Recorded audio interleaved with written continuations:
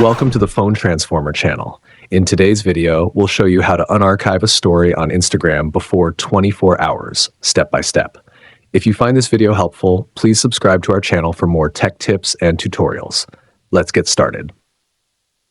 Step 1. First, open the Instagram app on your Samsung phone. Make sure you're already logged into your account before proceeding. Step 2. Once you're in the app, look for your profile icon at the bottom right corner of the screen. Tap on it to access your profile. Step 3. Next, locate the 3 horizontal lines at the top right corner of your profile screen.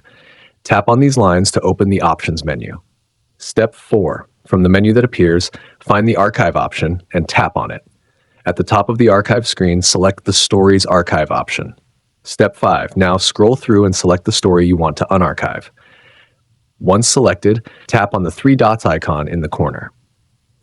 Step 6. You might notice there's no direct unarchive option available. Don't worry, simply click on the Save Photo option to save the story to your gallery.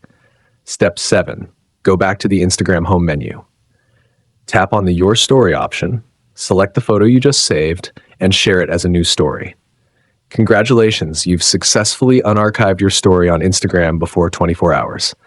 Thanks for watching, and see you in the next video.